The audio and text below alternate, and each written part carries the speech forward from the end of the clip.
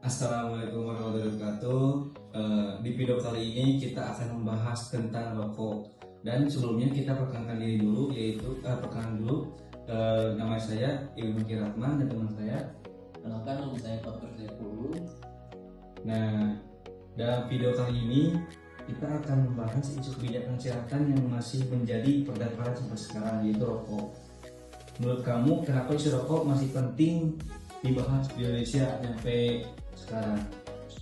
Mungkin untuk isu rokok masih dibahas penting ya sampai sekarang itu karena rokok masih menjadi salah satu penyebab utama masalah kesehatan masyarakat. Nah, dampaknya juga tidak hanya dirasakan oleh perokok aktif, tetapi juga dirasakan oleh perokok pasif. Selain itu, angka perokok di Indonesia juga masih relevan sangat tinggi, bahkan meningkat pada kelompok usia remaja. Padahal pemerintah sudah mengeluarkan berbagai kebijakan ya, seperti kawasan tanpa merokok dan peringatan kesehatan pada bungkus rokok juga ada. Seperti ada peringatan kayak berbahaya merokok itu di tubuh kita gimana, ada gambarnya situ, ada gambarnya. Ya betul, namun kebijakan tersebut belum sepenuhnya efektif karena masih ada pengaruh budaya seperti pengaruh budaya, ekonomi, industri rokok yang cukup kuat di masyarakat. Kalau kita kaitkan dengan Pancasila, kita mulai dari Pancasila pertama. Apa kaitannya antara ketuhanan yang Maha Esa dengan kebiasaan merokok? Mungkin untuk sila pertama mengajarkan bahwa kehidupan dan juga kesehatan adalah amanah dari Tuhan Yang Maha Esa. Merokok juga terutama dilakukan secara terus-menerus akan merusak tubuh dan juga mengancam kesehatan.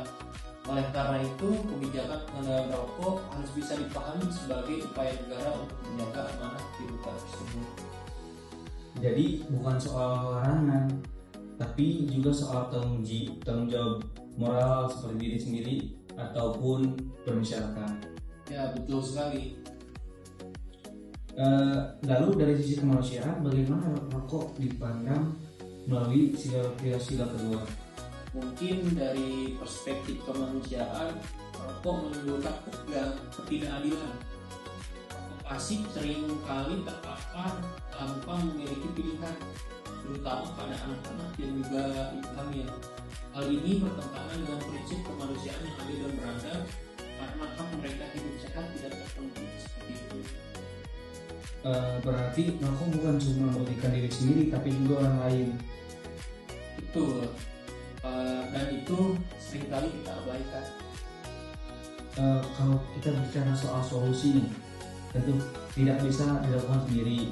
Bagaimana kaitannya dengan sila ketiga Persatuan Indonesia itu?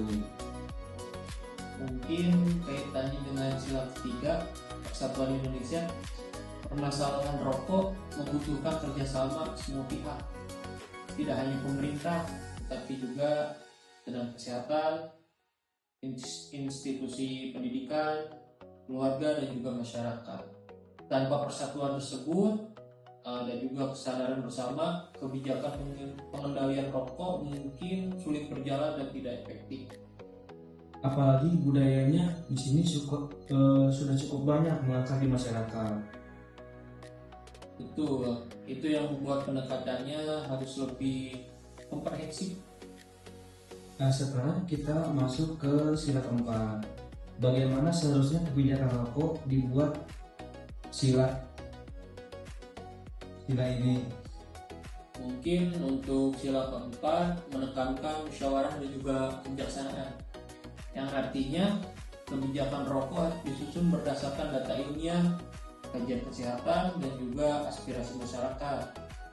Nah, pengambilan keputusan tidak boleh hanya mempertimbangkan keuntungan ekonomi saja, tetapi juga harus mempertimbangkan dampak jangka panjang terhadap kesehatan publik. Jadi kebijakan itu ini harus benar-benar berpihak pada kepentingan rakyat ya? Ya, tepat sekali. Dan pada akhirnya semua ini bermuara pada sila kelima. Ya, dampak perokok pada sila kelima ya. Dampak perokok seringkali adalah yang paling besar dirasakan oleh masyarakat yang berpenghasilan rendah. Kenapa bisa seperti itu? Mungkin mereka juga menanggung beban biaya kesehatan akibat penyakit yang disebabkan oleh rokok. Oleh karena itu, pengendalian rokok merupakan bagian dari upaya untuk mewujudkan keadilan sosial di bidang kesehatan. Terutama agar generasi mendatang kita ini bisa hidup sehat.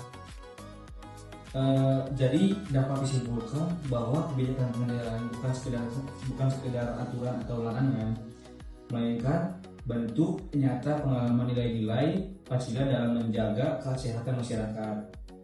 Semoga diskusi ini bisa menambah pemahaman dan kesadaran kita pentingnya kebijakan kesehatan yang berlandaskan Pancasila. Mungkin sekian dari kita. Terima kasih. See you next time.